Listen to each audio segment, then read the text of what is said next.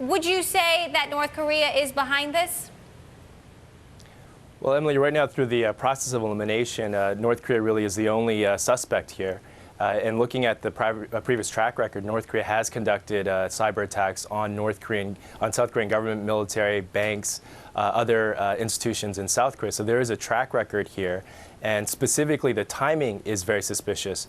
The UN Security Council resolution passed another set of sanctions that target North Korean diplomats. North Korea responded with a very strong threat that they would retaliate against South Korea. And so this cyber attack fits in terms of the timing and that threat.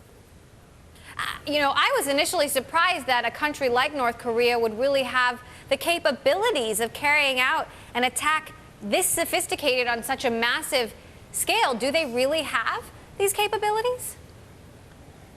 North Korea does, and North Korea has invested a lot in terms of scarce resources into these types of capabilities. And this really gets into the area of cyber, which is relatively a new field, and the true asymmetrical nature of this domain.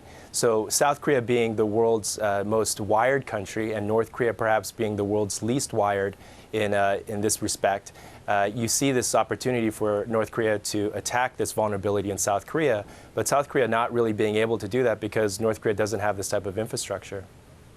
So why target banks and media outlets rather than, you know, military centers or government agencies?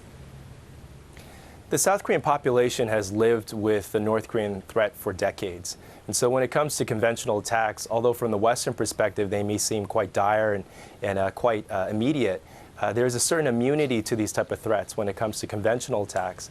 But with these type of cyber attacks, when you're going after people's bank accounts and they try to switch on the TV and figure out what's going on, they can't get access to their broadcasting networks, it creates a certain type of panic in a way and a different type of threat perception from the South Korean public.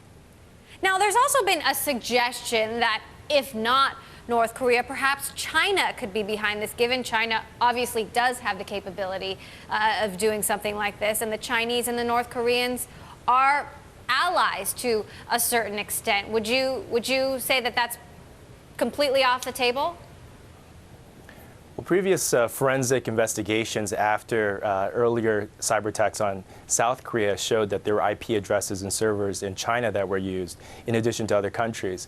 So there is that connecting of the dots aspect. But with respect to China and North Korea being allies, that's really in paper only. They have a very contentious relationship. But in terms of the capabilities that North Korea has, what they have inside of North Korea is sufficient, and the way that they use servers internationally enables them to enhance that capability against South Korea. So what are the next steps then for South Korea and the South Korean government here? This is in the realm of increasing cyber defenses, but this is really a different type of initiative. It's easier said than done. Cyber is a new domain. People and governments are still trying to figure out exactly how to operate in this domain. So there is a vulnerability that has to be filled. But it's very interesting in terms of timing right now. There were B-52 U.S. bombers that flew over South Korea in show of support of the South Korean ally. And clearly there was that kind of message sent to North Korea, but it's very difficult in the cyber area.